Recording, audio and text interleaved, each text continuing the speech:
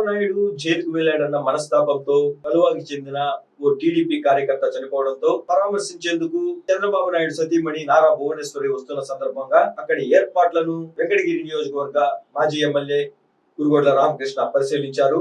ఈ సందర్భంగా ఆయన మీడియాకు వివరాలు వెల్లడించారు.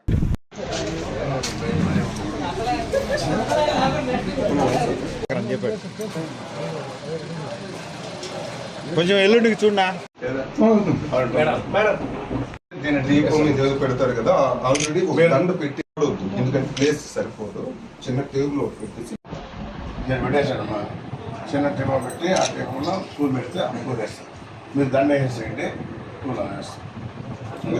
నెక్స్ట్ ఇవన్నీ తీసి మూడు చేసి నార్మల్ చైర్స్ ఉంటుంది కదా అన్న ప్లాస్టిక్ చైర్. ఫస్ట్ మీరు ఇక్కడ కూర్చుంటారు, మేడం గారు అన్న కూర్చుంటారు. మూడే చైర్స్, ఇంకేం లేదు. ఇంకేం చైర్స్ ఎక్కువ వద్దాం. ఎవరైనా లీడర్స్ వచ్చినా వాళ్ళు నిల్చుంటారు.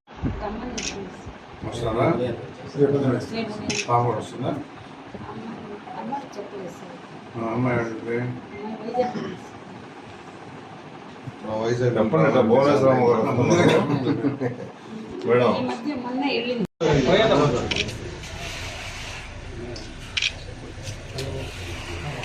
అమ్మ భువనేశ్వరమ్మ ఎన్టీఆర్ ట్రస్ట్ ద్వారా వీళ్ళ భర్త చనిపోయిన దానివల్ల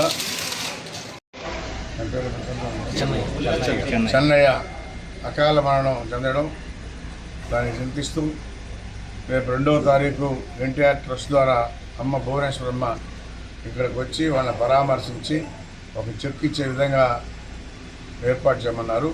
అందులో భాగంగా ఈరోజు నేను రావడం కానీ, మరి ఎన్టీఆర్ ట్రస్ట్ ద్వారా కూడా 50 మంది కూడా వచ్చారు. ఆ రూట్ ఏమైనా కూడా చూస్తున్నారు.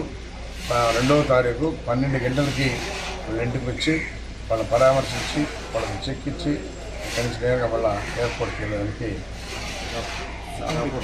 దాపూర్ సానాయపాలెం, ఇక్కడి నుంచి సానాయపాలెం వెళ్ళి సానాయపాలెంలో కూడా ఇదే విధంగా అకాల మరణం అక్కడ చనిపోవడం, వాళ్ళని కూడా పరామర్శించి సానాయపాలెం నుంచి డైరెక్ట్గా ఎయిర్పోర్ట్.